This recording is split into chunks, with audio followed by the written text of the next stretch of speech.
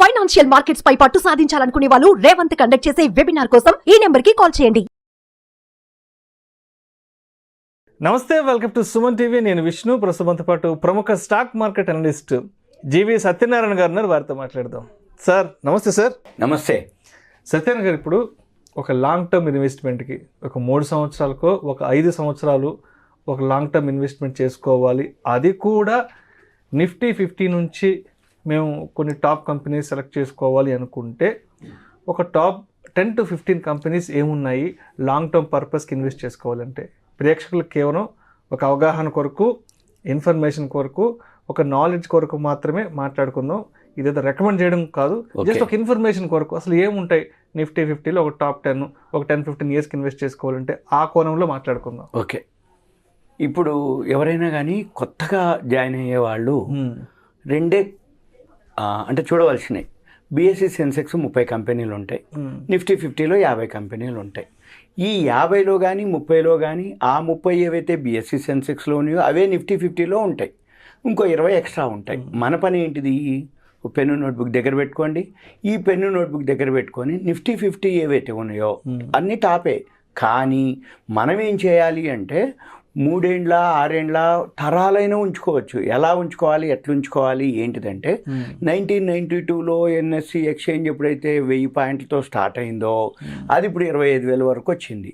ఈ ఎన్ఎస్సి ఏదైతే 50 ఉన్నాయో ఆ 50 కంపెనీల విలువ 250 రెట్లు పెరిగింది 1992 నుంచి 2024కి. అదొక 8, ఇదొక 24, అంటే 32 సంవత్సరాలకి.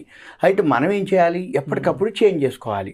మనము ప్రజెంట్ ఇప్పుడు అనుకుంటాం 3 ఏళ్ళు 5 ఏళ్ళు 10 ఏళ్ళు అని అనుకుంటాం, కానీ ఎప్పటికప్పుడు ప్రతి 3 నెలలకు ఒకసారి మన కంపెనీలు ఎలా ఉన్నాయి గ్రోత్ అనేది చూసుకోవాలి. ఇప్పుడు మనం మాట్లాడే టైంకి 50 కంపెనీల్లో ఒక 15 చెప్తాను. అయితే మళ్ళీ ఏం చేయాలి? ఏప్రిల్, మే, జూన్ ఫస్ట్ క్వార్టర్, ఇప్పుడు జూలై, ఆగస్టులో ఉన్నాం, మనం ఆగస్టులో ఉన్నాం. అంటే ఫస్ట్ క్వార్టర్ రిజల్ట్స్ ఏవైతే ఉన్నాయో ఇప్పుడు అప్లికబుల్. మళ్ళీ మనం ఏం చేయాలి? July, August, September second quarter, అక్టోబర్లో మళ్ళీ సెకండ్ క్వార్టర్ రిజల్ట్స్ వస్తాయి. ఇప్పుడు మనం చెప్పేటటువంటి ఈ 15 కంపెనీలు, అంటే 50లో ఒక 15 సెలెక్ట్ చేసి మనం చెప్పడం జరుగుతుంది. ఈ 15 ఒక షార్ట్ టర్మ్కి అనుకోవాలి. మళ్ళీ నెక్స్ట్ క్వార్టర్ రిజల్ట్స్ వచ్చినప్పటికీ 50లో ఏ కంపెనీలు రిజల్ట్స్ బాగున్నాయి, క్వార్టర్లీ, యాన్యువల్ ఏం బాగున్నాయి, రాబోయే రోజుల్లో దానికి ఏమైనా గ్రోత్ ఉందా లేదా అనేది చూడాలి. ఇవి సింపుల్గా. అయితే మనం ఏం చేయాలంటే screener.inలో బాగా ఉంటుంది. అక్కడికి వెళ్ళి కోర్ వాచ్ లిస్ట్ అని ఉంటుంది. కోర్ వాచ్ లిస్ట్లోకి వెళ్ళి మనము ఆ లిస్టుని, అంటే ఇప్పుడు నిఫ్టీ 50 కానీ, నిఫ్టీ 100 కానీ, నిఫ్టీ ఫార్మా కానీ, నిఫ్టీ ఆటో కానీ, నిఫ్టీ బ్యాంక్ కానీ, నిఫ్టీ 400, మిడ్ క్యాప్, ఎన్నైనా సరే ఆ కోర్ వాచ్ లిస్ట్లో మనం పెట్టుకొని మనం ఏం చేయాలి?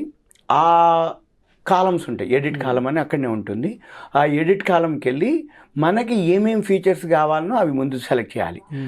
screener.inకి వెళ్ళి కోర్ వాచ్ లిస్ట్లోకి వెళ్ళి ఎడిట్ కాలంలోకి వెళ్ళి ఎడిట్ కాలంలో క్వార్టర్లీ రిజల్ట్స్, అంటే లాస్ట్ ఇయర్ ఫస్ట్ క్వార్టరు, ఇప్పుడు ఫస్ట్ క్వార్టర్ రిజల్ట్స్. అంటే మనం చూడవలసింది మెయిన్, ఏ కంపెనీ అయినా కానీ ప్రాఫిటే మూలం అనమాట. అంటే ప్రాఫిట్ పెరగాలి. ప్రాఫిట్ పెరిగిందే మనం బేస్ చేస్తాం. ఈ క్వార్టర్ ఏదైతే 2024 ఫస్ట్ క్వార్టర్లో ఎంత లాభం వచ్చింది, 2023లో ఫస్ట్ క్వార్టర్ ఎంత లాభం వచ్చింది, 2023 మార్చికి ఎంత 1 ఇయర్కి ఎంత ప్రాఫిట్ వచ్చింది యాన్యువల్, 2024 మార్చికి ఎంత వచ్చింది ప్రాఫిట్, ఆ కాలమ్స్ ఉంటాయి. అక్కడ net profit last year, net profit preceding year, net profit last year first quarter, net profit 24-25 first quarter. ఇవన్నీ మనం అక్కడ సెట్ చేయాలి. సెట్ చేస్తే అక్కడ మనం స్కాన్ చేయగానే అది తీసిస్తుంది. ఇప్పుడు 50లో ఏవైతే స్కాన్ చేసినామో ఆ 50లో ఒక 15 లిస్టు చెప్తాను. అవి ఎలా వచ్చినాయి, ఏమొచ్చినాయి అనేది, లాభం పెరిగిందని చెప్తాం కానీ ఫిగర్ చెప్పడానికి టైం సరిపోదు. ఫస్ట్ బాగా లాభాల్లో వచ్చింది కోటక్ బ్యాంకు, బ్యాంక్ సెక్టార్లో. కోటక్ బ్యాంకు మీరు కనుక తగ్గినప్పుడల్లా కొనుక్కోండి. ఓన్లీ 3 months వెయిట్ చేయండి, మీకు 10-15-20% ఈజీగా వచ్చేస్తుంది. మినిమం 10% వస్తే ఎగ్జిట్ అవ్వచ్చు. బ్యాంకింగ్ సెక్టార్లో, ప్రైవేట్ బ్యాంక్ సెక్టార్లో ఈ క్వార్టర్లో బెస్ట్ పర్ఫార్మెన్స్ చూపించింది కోటక్ బ్యాంక్. మిగిలిన బ్యాంకులు ఉంటాయి కానీ వాటికంటే బెస్ట్ ఏది? కోటక్ బ్యాంకు. ఇక సెకండ్ సాఫ్ట్వేర్లో వచ్చింది ఇన్ఫోసిస్ ఉంది, second one. First Kotak bank, second Infosys. Results విషయంలో నేను ఇప్పుడు చెప్పేదంతా నిఫ్టీ 50 టాపే, కానీ ఉన్న వాటిల్లో బాగా ప్రాఫిట్ చూపించిన సెలెక్ట్ చేసినటువంటివి నా ప్రకారం ఉన్నటువంటివి ఇవి చెప్తున్నాం. అయితే ఇప్పుడు కొనాలని కాదు, మీరేం చేయాలి, మళ్ళీ ఎంటర్ ఎగ్జిట్ అనేది చార్టింగ్లో చూసుకోవచ్చు, ట్రేడింగ్ వ్యూలో చూసుకోవచ్చు. ఎంటర్ ఎగ్జిట్ అనేది ఇంకా బండ గుర్తు ఏంటంటే మాకు చార్టింగ్ తెలియదు, ట్రేడింగ్ వ్యూ తెలియదు, బైసెల్ సిగ్నల్ తెలియదు అంటే మీరు ఏం చేయక్కర్లే. ఏదైతే కొనదలుచుకున్నారో, కోటక్ బ్యాంక్ కొనాలని అనుకున్నారనుకోండి, ఈరోజు నిన్నటి ధర మీద ఈరోజు పెరిగింది అప్పుడే కొనాలి. అంటే ఎంత ఉంటే అంత దాని మీద, అంటే కొంచెమే పెరిగింది ఓకే కొనుక్కోండి, ఎక్కువ పెరిగింది వెయిట్ చేయండి, అంతే తప్ప తగ్గిన రోజు కొనొద్దు. కోటక్ బ్యాంకు నిన్నటి కంటే కొనాలి అని అనుకుంటే ఈరోజు నిన్నటి మీద కొంచెం ఎక్కువ ఉండాలి ధర, అప్పుడే కొనాలి. తక్కువ ఉన్నప్పుడు కొనకూడదు. తక్కువ ఉన్నప్పుడు కొంటే ఏంటంటే ఫాల్ అవుతున్నట్టు అర్థం, ఎక్కువ ఉన్నప్పుడు కొంటే ఏంటంటే పెరుగుతుందని అర్థం. అది ఎలా ఏంటిది అనేది ఆ చార్టింగ్లో ఉంటాయి, ట్రేడింగ్ వ్యూలో ఉంటుంది. ఒకటి. Number 2 Infosys. Number 3 Tata Motors కూడా రిజల్ట్స్ బాగా వచ్చినాయి. తర్వాత ఎన్టీపీసీ, ఇది పవర్ సెక్టార్.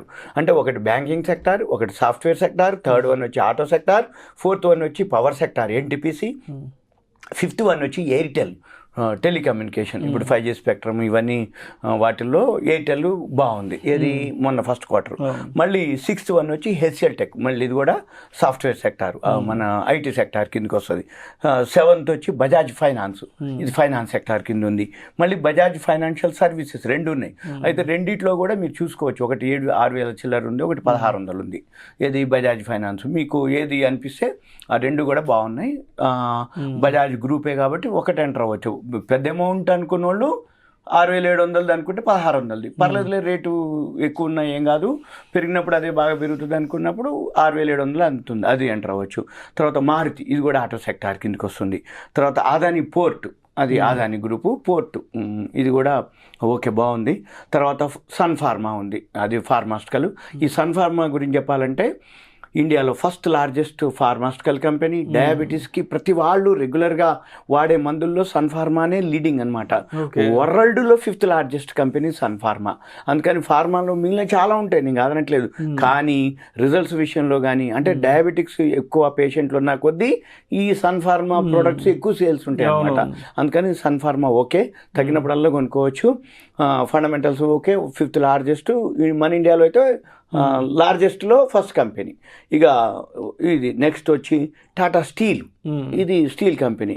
ఎందుకంటే కన్సెషన్స్ ఇప్పుడు మొన్న సెంట్రల్ గవర్నమెంట్ కూడా బడ్జెట్లో కానీ బడ్జెట్ ముందు కానీ గవర్నమెంట్ ఎలక్షన్స్ అవగానే 3 కోట్ల ఇళ్ళకి కన్సెషన్ ఇవ్వటం జరిగింది. ఆ ఇండ్లన్నీ కన్స్ట్రక్షన్ చేయాలంటే మెయిన్ స్టీలే. వీటిలో స్టీల్ ఉన్నాయి, టాటా స్టీల్ ఉంటుంది, జిందాల్ ఉంటుంది, జేఎస్డబ్ల్యూ స్టీల్ ఉంటాయి, వేరే లోకల్ స్టీల్స్ చాలా ఉంటాయి. అవన్నీ కంటే కూడా టాటా స్టీలు 1905 జంషెడ్పూర్లోనే రతన్ భాయ్ టాటా స్టార్ట్ చేసిండు. అందుకని స్టీల్ సెక్టార్లో టాటా స్టీల్ ఓకే. ఇక తర్వాత బజాజ్ ఆటో, ఇది కూడా ఆటో సెక్టార్, మారుతి ఒకటి, బజాజ్ ఆటో ఒకటి. తర్వాత ఎల్ఎన్టీ ఒకటి, 14th, ఇప్పుడు మనం మాట్లాడేది 14th ఎల్ఎన్టీ. ఎక్కడ మెట్రో కట్టాలన్నా ఎల్ఎన్టీ వాళ్ళే కట్టాలి. ఇప్పుడు మెయిన్ అనమాట ఇండియా మొత్తం, ఇప్పుడు అంటే వరల్డ్లోనే మనము ఫస్ట్కి వచ్చేసినాం జనాభాలో, చైనా దాటిపోయినాం. అంటే ఏంది, సిటీలు పెరిగిపోతున్నాయి, సిటీలల్లో రోడ్లు సరిపోవట్లేదు, కాబట్టి మెట్రో అనేది చాలా అవసరం. ఈ మెట్రోలు అవసరం కాబట్టి ప్రతి స్టేట్లో పెద్ద పెద్ద, అంటే మెడ్రాస్ అనుకోండి, హైదరాబాద్ అనుకోండి, ఇప్పుడు సపోజ్ హైదరాబాదే ఉంది, ఇప్పుడు మియాపూర్ ఉంది, మియాపూర్ నుంచి లింగంపల్లికి పోతుంది, అంటే పటాన్ చెరువుకి వెళ్తుంది, అంటే ఎక్స్టెన్షన్కి పోతున్నాయి. అంటే అలా చేయాలన్నా, కొత్త రూట్లు మెట్రోలు వేయాలన్నా ఎల్ఎన్టీనే. మన హైదరాబాదే కాదు, ఓవరాల్గా ఆల్ ఓవర్ ఇండియాలో ఇలా పెద్ద పెద్ద సిటీస్ అన్నీ ఏ స్టేట్ గవర్నమెంట్ వాళ్ళు ఉంటే వాళ్ళన్నీ ఎల్ఎన్టీకే ఇవ్వాలి మెట్రోలు. ఒకటే బండ గుర్తు, ఎయిర్పోర్ట్లు అనగానే జిఎంఆర్, మెట్రోలు అనగానే ఎల్ఎన్టీ, అలా కొన్ని బ్రాండ్లు ఉంటాయి. మన పని ఏంటిది, ఎల్ఎన్టీ ఓకే, తగ్గినప్పుడల్లా కొనుక్కోవచ్చు, ఇక దాని గురించి ఆలోచించక్కర్లే. ఇక అంటే మీరు ఇంకా చూడాల్సింది ఏంటిదంటే, ఈ నిఫ్టీ 50లో ఏవైతే ఇప్పుడు మనం చెప్తున్నామో, ఇవి చెప్పిన దానికంటే మీకు ఒక్కసారి ఆర్డర్ బుక్ అని ఉంటుంది. ఆర్డర్ బుక్ అంటే ఇప్పుడు ఎల్ఎన్టీ ఉంది, 1,00,000 కోట్ల పైన ఉంది ఆర్డర్ బుక్. అంటే ఎన్ని ఏళ్ళు కట్టాలి, అది కడుతున్నా కొద్దీ సరిపోదు టైము, కట్టినా కొద్దీ సరిపోదు టైము, కట్టినా కొద్దీ ఎక్స్టెన్షన్ ఉంటుంది. ఇప్పుడు సపోజు ఎల్ఎన్టీ మెట్రో కట్టాలి అంటే ఏళ్ళు పట్టింది, మళ్ళీ ఇప్పుడు మియాపూర్ వరకు వచ్చిందంటే మళ్ళీ ఎక్స్టెన్షన్ అంటారు. ఎక్స్టెన్షన్ అంటే మళ్ళీ ఆర్డర్ బుక్, మళ్ళీ ఆర్డర్ అంటే మళ్ళీ కొన్ని ఏళ్ళు, అప్పుడు పటాన్ చేరు అంటారు. పటాన్ చేరు వచ్చేటప్పటికి మళ్ళీ వాళ్ళు ఏమంటారు, ఇంకా అవతలకి సంగారెడ్డి అంటారు. ఇట్లా ఇటు అంటే బాంబే హైవేకి వచ్చింది, ఇలా ఈస్ట్కు ఇప్పుడు ఎల్బీ నగర్ ఉంది, ఇంకా అవతలకి ఇంకొంచెం వనస్థలిపురం అంటారు, హైత్ నగర్ అంటారు, ఇట్లా పోతుంటుంది. ఇక అంటే మెట్రో తర్వాత ఏంది భువనగిరి అంటారు, యాదగిరిగుట్ట అంటారు, ఇట్లా అంటే ఏంది ఏదైనా కానీ రాబోయే రోజుల్లో ఆర్డర్ బుక్కే మనకి బేసు. ఇక తర్వాత ఇండస్ టవర్స్ అని ఇంకోటి ఉంది. ఇండస్ టవర్స్ ఏంటంటే సింపుల్గా ఇప్పుడు ట్రాయ్ అని ఉంటుంది, telephone regulatory authority of India. వీళ్ళు ఏం చేస్తారు, ఇప్పుడు 5G స్పెక్ట్రమ్ ఉంది, ఎప్పుడు జియో పాస్ చేస్తారో ఒకటేసారి పాస్ అయిపోద్ది జియో. ఎప్పుడైతే జియో పాస్ కాగానే ఎయిర్టెల్ అనుకోండి, వోడాఫోన్ అనుకోండి, టాటా డోకోమో అనుకోండి, జియో అనుకోండి, వాళ్ళకి క్లయింట్ బేస్ పెంచుకోవాలి, 5G స్పెక్ట్రమ్ కావాలి అనగానే టవర్లు ఉండవు, రాత్రి కట్టరు టవర్లు. ఈ ఇండస్ టవర్స్ కూడా ఆల్ ఓవర్ ఇండియాలో ప్రతి ఏదైతే అపార్ట్మెంట్లు అనుకోండి, ఎక్కడైతే కొండలు గుట్టలు అనుకోండి, అక్కడ ఈ ఇండస్ టవర్స్ వేసి పెట్టుకుంటాడు రెడీగా ఉండి టవర్స్ వేసి పెట్టంగానే ఇప్పుడు జియో వాళ్ళు ఎయిర్టెల్ వాళ్ళు బాబు నాకు ఇక్కడ లడాక్ నార్త్, ఇప్పుడు మన కొండలు గుట్టలు ఉన్నాయి, అక్కడ మాకు జమ్మూ కాశ్మీర్ ఉంది, మాకు ఇట్లా టవర్ అనగానే రెడీ అంటాడు, అనగానే ఆ టవర్ ఇచ్చేస్తాడు. అనగానే రాత్రి మనకి కొన్ని లక్షల టవర్లు 5G స్పెక్ట్రమ్కి వెళ్ళిపోతాయి. అంటే మనకేమవుతుంది, ట్రాయ్ ఎప్పుడైతే జియో పాస్ అయిందో ఏమంటే మనం ఎయిర్టెల్ అయితే ఎయిర్టెల్, జియో అయితే జియో, టాటా డోకోమో, వోడాఫోన్ ఏదైతే అది మనకు సిగ్నల్ వచ్చేస్తుంది 5G. అంటే ఏంది రాత్రి టవర్లు ఎక్కడ ఉన్నాయి, లేవు, ఈ ఇండస్ టవర్స్ వాళ్ళే ఇవ్వాలి. అంటే రాబోయే రోజుల్లో ఇండస్ టవర్స్ ఎంత తగ్గితే అప్పుడు కొనుక్కోవచ్చు. ఎందుకంటే 5G స్పెక్ట్రమ్ అని ఇప్పుడు అంటారు. మనకు జనరల్గా చూస్తే 1G, 2G, 3G, 4G, 5G, ఇంకొక 1 year మళ్ళీ 1.5 year అయితే 5G అవుట్డేటెడ్ అవుతుంది, 6G అంటారు, 7 అంటారు.